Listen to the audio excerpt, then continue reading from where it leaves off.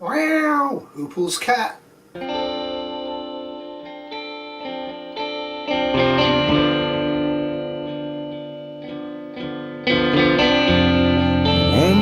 Pepper complacency and hunting has been done. Pepper complacency and trapping won't be quite as long. Trapping is the logical response to grid down and trying to get animal meat to feed yourself with. To actually consider walking around and actually going large distances into wilderness areas to find and shoot with gun or arrow or slingshot meat is going to be somewhat difficult, extremely calorie heavy, and pretty much dangerous. So a lot of people have got traps. A lot of people think that they're going to trap their meat and survive.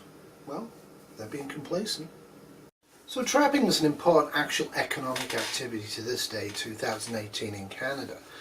The last year they kept accurate statistics was 2009-2010, and approximately 750,000 animals were trapped in Canada for their fur. There isn't a large number of trappers in Canada at the present moment in time catching animals for their meat, though there are a significant number of Inuit and a few First Nations people that are doing that. So grid downs happen and you decide to start putting out some traps you have to capture meat to eat. Be advised that in Canada alone, with a population of about 38 million, there's about 50,000 professional trappers, people that actually have licenses and do this as a hobby and as an income. So you're going to be competing against people who know what they're doing. And the other thing is, I don't think people understand about trapping meat is how long a trap line has to be for it to be economically viable. Now when I say economically viable, I mean the trap line cannot capture so many animals that the animal population crashes. It can only really capture the excess population in the fall and the winter that's produced in the spring and summer that probably wouldn't survive through the fall and the winter. If you're actually capturing more animals than that, the population will drop. And if it drops, there'll be nothing to capture. This gets even worse. Canada, at the height of the fur trade, when literally pretty much everybody you could was capturing sea otters and beaver. 100,000 was the annual exportation of pelts to Europe. So with almost the entire economy of a non-technological society with a lower population focused on capturing and killing and skinning animals, they only could actually get about 100,000 out of the country every year. And yet you guys are going to trap and feed your families in grid down. How many beavers are there? Nobody knows. The guess is 45 million in Canada. The guess is there was 60 to 400 million before we started slaughtering them, but nobody really knows. Strangely, the government of Canada estimated there was 6 million beaver in the wetlands before the fur trade started, which makes absolutely no sense whatsoever if you think about it. But anyway, that's what they estimated. Who actually knows? Nobody does. The truth of this is, today, professional trap lines are around about 70 to 100 miles long. Okay? Just put that in your heads for a minute. 70 to 100 miles of trap line. Assuming no gasoline, you're not travelling by snowmobile or ATV. Best case scenario, you'll be kayaking or canoeing along waterways, inspecting your trap lines. Now bear in mind, if you capture an animal in a trap and you want it for the meat, you have to get to that trap quite soon after the capture. So what this effectively means is fur trap lines that are huge and long to sustain the population year in, year out. In grid down, these are going to be much shorter trap lines. Think about walking 5 to 10 miles out and 5 to 10 miles back each and every day to check your trap lines. And even so, you're going to crash your population. Being able in the here and now to capture animals in traps is reasonably easy because there's not that many people doing it. The problem is that you have a carrying capacity of the population, and over time, by predation, which will be human caused with the traps, the population will drop, and drop quite quickly. Unless you have very, very long trap lines, but you cannot have long trap lines for the simple reason you're not going to be able to travel it. Sure, you can get it for fur, but to get it for meat's an entirely different thing. You have to capture the meat and either live kill and get there within a day or two, or live capture and get there in 3 to 4 days.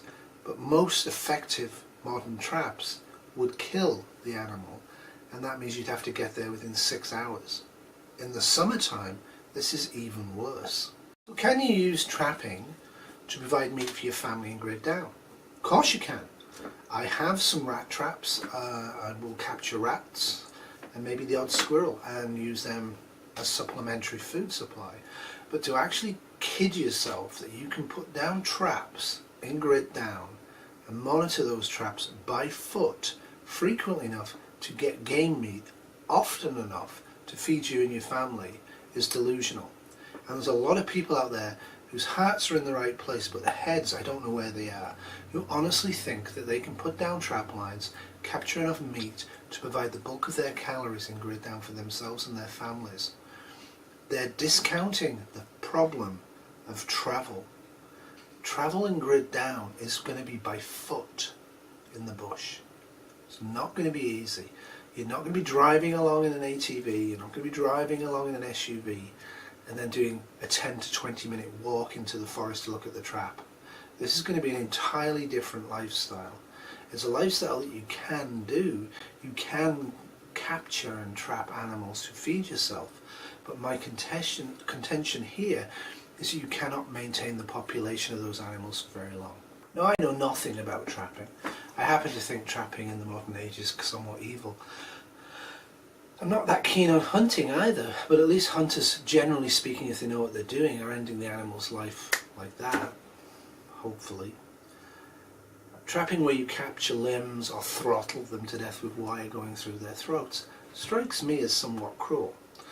And it strikes me that to consider that the way you're going to get most of your calories in grid down is insane. As I said in the hunting video, live net capturing quails is going to be by far the better option for you to provide stable amounts of eggs for your family throughout the year, which is the critical part, and the occasional bit of meat. But to think in any way at all that you can put out enough trap lines to capture enough meat in your area, travelling the trap lines only by foot, and you won't wipe out the population?